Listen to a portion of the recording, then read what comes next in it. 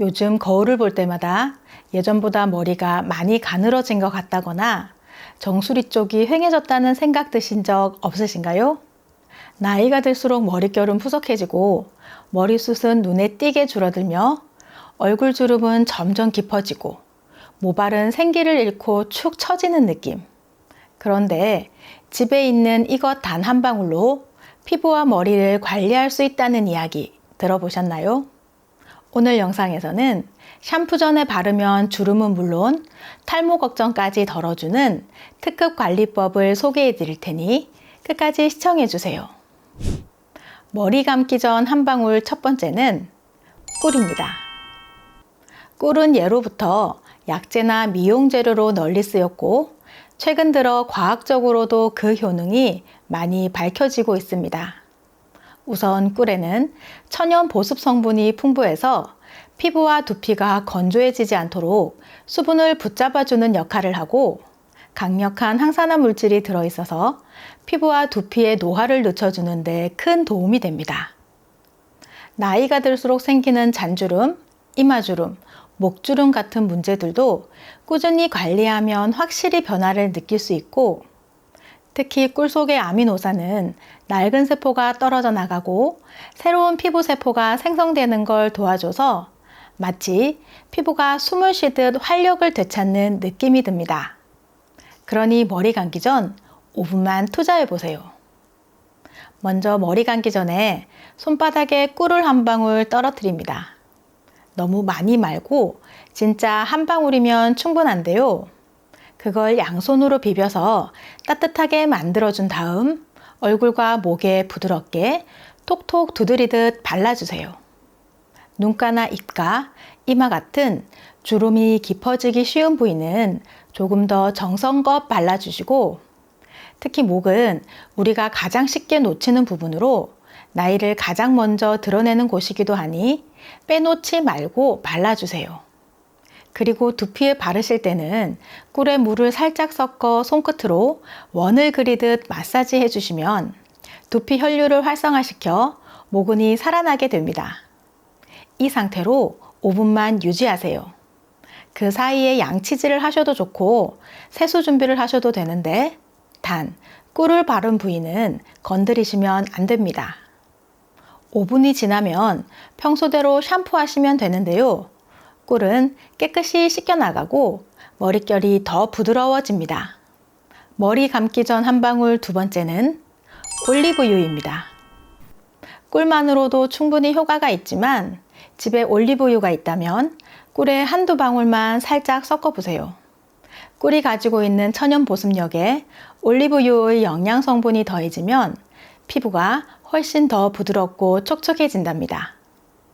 특히 올리브유에는 비타민 E와 폴리페놀 같은 항산화 성분이 풍부해서 피부 노화를 막고 잔주름을 완화하는 데도 도움이 됩니다. 손바닥에 꿀과 올리브유를 함께 비벼서 얼굴, 목, 두피에 살살 두드려 바르면 피부 속까지 영양이 스며드는 듯한 느낌이 들 겁니다. 사용 후 세안이나 샴푸를 하면 전혀 끈적이지 않고 오히려 윤기가 나면서 매끈한 피부와 머릿결을 경험하실 수 있습니다. 이 간단한 조합이 빛나는 피부와 머릿결의 비결이라는 것을 꼭 기억해 두세요. 머리 감기 전 한 방울 세 번째는 식초입니다. 머리를 감은 후 마지막 헹굼 단계에서 식초물을 한번 사용해 보세요. 의외로 많은 분들이 식초를 머리에 쓴다고 하면 놀라시겠지만 이게 정말 기가 막힌 효과를 줍니다. 나이가 들수록 두피가 민감해지고 가려움이나 각질, 비등 같은 문제도 많아집니다. 그런데 식초는 두피의 pH 밸런스를 바로잡아준 역할을 하는데요. 쉽게 말하면 두피를 건강한 산성 상태로 유지시켜줘서 이런 문제들을 완화해주는 것입니다. 사용법도 아주 간단한데요. 미지근한 물 한 컵에 식초를 한 큰술만 넣고 잘 섞은 다음 머리 전체에 골고루 부어주세요. 그리고 손끝으로 두피를 2분에서 3분 정도 살살 마사지 해줍니다.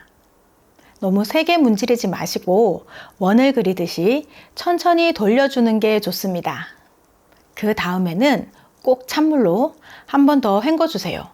그래야 머리카락이 매끈해지고 윤기도 살아납니다. 그런데 냄새 걱정되시죠? 걱정 마세요. 머리를 말리면서 식초 냄새는 거의 사라지고 오히려 상쾌하고 깔끔한 느낌만 남게 됩니다. 이어서 머릿결에 도움되는 방법에 대해 알려드릴 텐데요. 아직 구독하지 않은 분들이 계신다면 구독과 좋아요 꼭 눌러주세요. 매주 알찬 건강 정보로 찾아뵙겠습니다. 머리 감기 전 한 방울 네 번째는 커피입니다. 커피를 머리에 쓴다고 하면 깜짝 놀라시는 분들도 계실 텐데요.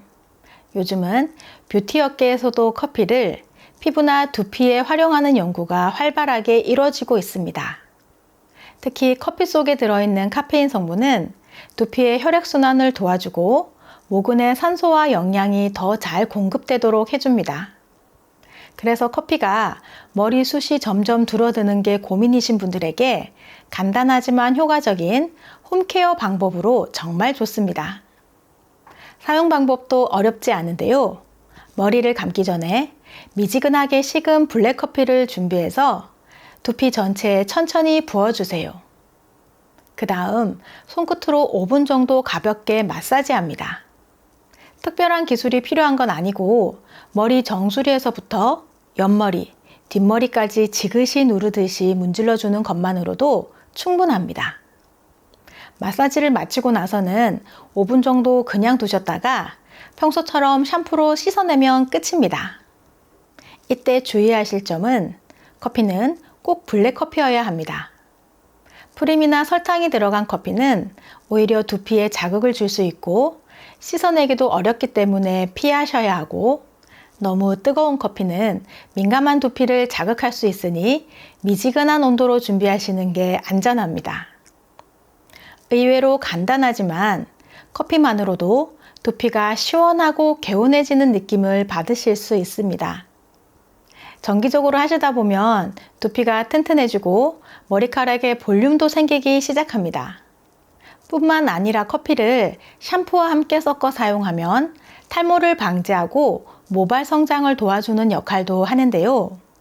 커피 가루와 샴푸, 올리브 오일을 동일한 비율로 섞어서 샴푸하듯 물기 있는 모발과 두피에 고루 바르고 손가락 끝으로 부드럽게 마사지하며 5분 이상 유지하고 깨끗하게 씻어내면 됩니다. 주 2회에서 3회 정도 하시면 되는데요. 머리숱이 줄어들어 고민이셨던 분들이라면 꼭 한번 시도해 보세요. 그런데 이런 과정이 번거롭다 느끼시는 분들은 시중에 판매하는 커피 샴푸를 이용하시는 것도 좋은 방법입니다. 그러면 지금까지의 재료들로 종합해서 말씀드리겠습니다. 1단계는 미지근하게 식은 블랙커피를 두피에 부어주세요. 손끝으로 5분 정도 가볍게 마사지 해주면 됩니다. 이 과정은 두피의 혈류를 개선시켜주고 모근의 영양과 산소가 더 잘 전달되도록 도와줍니다. 마사지 후에는 수건이나 샤워캡으로 머리를 감싸서 5분 정도 유지하는 것이 좋으니 다음 단계로 넘어가시면 됩니다. 단, 커피는 설탕이나 프림이 없는 블랙커피여야 합니다. 2단계는 머리 감기 전 손바닥에 꿀을 콩알만큼 덜고 올리브유를 한두 방울 섞어서 얼굴과 목 등 주름이 많은 곳에 발라주세요. 이는 피부 보습과 주름 완화에 아주 좋습니다. 머리 감으로 들어가기 전에 바르면 따뜻한 수증기 덕분에 흡수도 잘 되고 머리 감고 나서 헹구는 타이밍에 같이 씻어내면 되니 간편합니다. 3단계는 평소 사용하시던 샴푸로 머리를 감아주세요. 커피를 비롯한 두피에 남은 노폐물이 씻겨나가면서 한결 깨끗하고 산뜻한 느낌을 받으실 겁니다. 이때 손톱보다는 손끝 지문 부위로 마사지하는 게 좋습니다. 마지막 4단계는 샴푸 후 마지막 단계에서 식초 헹굼을 해주세요. 미지근한 물 한 컵에 식초 한 큰술을 섞은 후 그 물을 머리에 천천히 부은 다음 2분에서 3분 정도 손끝으로 두피를 문질러 줍니다. 그 다음 찬물로 헹궈주면 되는데요. 이 과정은 두피의 pH를 안정시켜주고 각질이나 가려움, 비듬을 줄이는 데 도움이 됩니다. 무엇보다 머릿결에 윤기가 돌고 두피가 한결 시원해집니다. 이렇게 커피, 꿀, 올리브유, 식초까지 4가지 재료만으로도 집에서 충분히 두피와 피부를 가꿀 수 있는 아주 실속 있는 관리법이 완성됩니다. 마지막으로 머리를 감고 나서 수건으로 박박 문지르시는 분들 많으시죠? 그런데 이렇게 세게 닦으면 약해진 모근이 자극을 받아 더 쉽게 빠질 수 있습니다. 특히 머리숱이 예전만 못하다고 느끼시는 분들은 이 습관부터 꼭 바꾸셔야 합니다. 젖은 머리는 부드럽게 타올로 톡톡 두드려 물기를 빼주시는 게 가장 좋습니다. 이때 정수리, 관자놀이, 목덜미를 중심으로 지그시 눌러주는 타월 마사지를 1분에서 2분 정도 해주시면 두피 속 열이 내려가고 혈액순환에도 도움이 됩니다. 특히 여름철엔 두피에 열이 많이 몰리는데 이게 계속 쌓이면 모근이 약해지고 탈모로 이어질 수 있으니 타월로 감싸 지그시 눌러주는 이 작은 습관만으로도 두피는 한결 진정되고 모발은 더 건강하게 자랄 수 있는 환경을 만들어줍니다. 집에서 쉽게 할 수 있는 셀프 발 마사지법 알려드리겠습니다. 발은 우리 몸을 받쳐주고 지탱해주는 아주 중요한 부분으로 발바닥 각 부위가 신체 부위에 상응하는 반사구를 가지고 있어서 인체의 축소판이라고도 합니다. 그래서 발 마사지를 하면 혈액순환은 물론 피로가 풀리고 여러 가지 증상 개선에 도움이 되는데요. 발 마사지를 하실 때는 한 부위를 5분 이상 하는 것은 좋지 않고 부드럽게 쓸어주듯이 하시면 되는데 특히 고혈압이나 당뇨가 있으시면 최대한 부드럽게 하시는 것이 좋습니다. 그리고 발 마사지를 하기 전에 따뜻한 물로 족욕을 하면 근육이 이완되어 훨씬 좋습니다. 편안한 자리에 앉아서 발과 발목까지 로션을 충분히 발라주시고 왼쪽 발부터 시작하는 게 좋습니다. 발 앞쪽 튀어나온 부분 사이의 움푹 들어간 부분이 용천혈인데요. 여기는 만성 피로가 있으시거나 혈액순환이 잘 안 되시는 분들은 여기를 마사지해 주시면 좋습니다. 용천혈을 시작으로 아래로 쓸어주세요. 이 부분이 신장, 방광입니다. 5번에서 10번 정도 쓸어주세요. 이제 발가락부터 아래로 내려갈 텐데요. 이 부분은 머리로 엄지발가락을 시작으로 발가락 윗부분을 풀어주면 머리가 맑아집니다. 그 다음은 발가락 기둥 부분을 각각 풀어주시는데요. 이 부분은 목과 눈, 귀가 좋아집니다. 엄지발가락 옆쪽 부분은 코로 비염이나 축농증이 있는 분들은 여기를 많이 풀어주세요. 발가락 사이에 손가락을 넣어 쭉 풀어주세요. 그러면 혈액순환에 좋습니다. 엄지발가락 아래 통통한 부분은 갑상선이고 그 옆쪽은 승모근입니다. 밑으로는 폐, 규간지입니다. 이 부분은 왼쪽은 신장이고 오른쪽은 간이에요.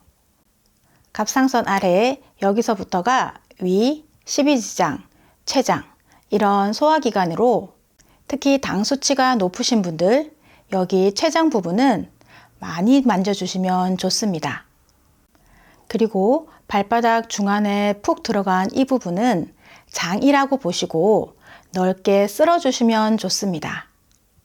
발 뒤꿈치 부분은 생식선으로 피부가 두꺼우니 가볍게 주먹을 쥐어서 통통 쳐주시면 됩니다.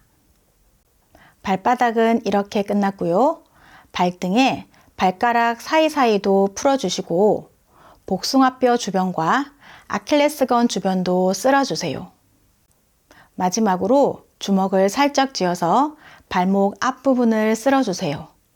여기가 림프절이라 독소 배출에 효과적이니 꼭 기억하셔서 풀어주세요.